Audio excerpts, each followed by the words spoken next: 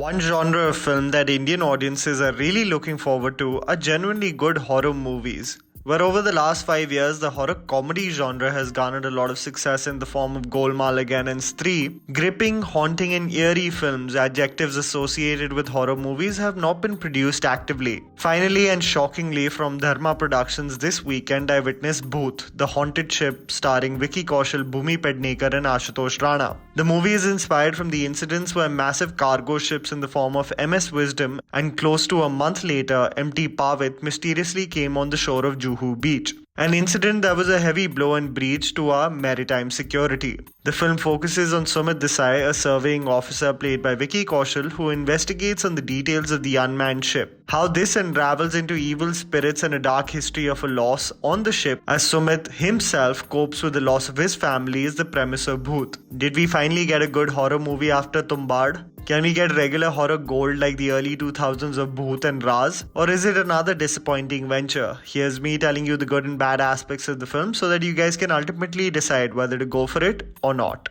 The good. Sound design. The trickiest skill to execute well in a horror movie is the use of sound for an intended reaction from the audience. This use of sound ranges from moments of silence, just footsteps, or jump scares in the form of doors shutting or shrill screams. If these elements are not executed on beat to the movement of the characters, it often leads to several moments where the creators desire a gasp or flinch from the audiences to completely fall flat. The film, especially with its sound design and heart-pumping background music in the form of consecutive clicks, has done a praiseworthy job. That is different that the film does not possess the same magic to visually blow your mind away with its horrific sequences, but credit where credit is due. Set design and screenplay. Another technical aspect that needs to be appreciated in the film is its set design. To recreate a deserted, unmanned cargo ship as characters move from several rooms to another truly feels like characters genuinely uncovering a ship's mystery in real locations. Another feature that really made me marvel at the talented individuals behind the camera is that the screenplay of the film, especially in some sequences, will blow your mind away. See, the movie focuses on a man off his medication recovering from the loss of his wife and child. In this manic state, he sees visions that haunt him. There is one breathtaking sequence as the main character communicates with his daughter through cups tied with a string. As he sees the cup moving, it immediately takes him back to the setting of the tragic incident, helplessly crying as he communicates the same way with his daughter. There are several moments such as this, where the protagonist is envisioning a particular thing and quickly it transitions to what is happening in real time. Despite the poor second half and honestly a lame attempt at creating a backstory,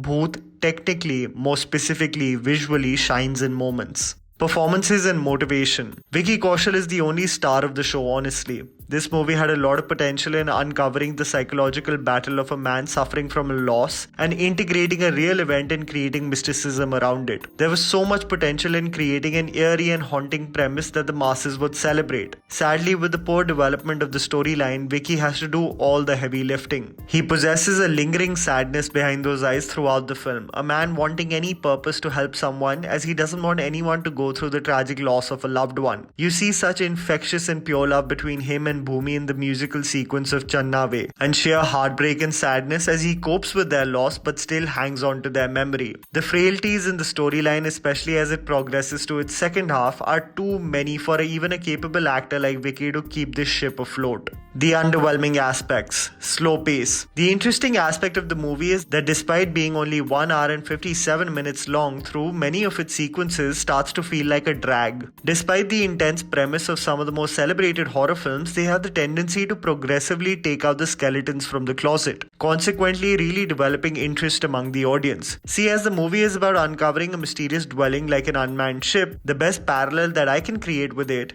is if you have seen Don't Breathe. Crooks who aim to get a fortune by stealing a blind man, who is more than capable and has a deep, disgusting secret. As the plot thickens in the film, it slowly develops into revealing aspects of characters that we least expected, and as it progressively gets crazy, it pragmatically simply goes from point A to point B. Bhoot, on the other hand, takes convenient creative decisions and jumps the gun to uncover the mystery of the ship so sporadically that you don't get invested. The lack of genuine scares, especially from the presumable being on the ship, makes it even more underwhelming. Imagine even a horror comedy like Bhool Bhulaiya, if even in that film a character like Manjulika can send chills down my spine, and a film like Bhoot, which is an out-and-out horror film, and the mysterious character barely brings any feeling of being scared, then you know the creator's goal was not reached.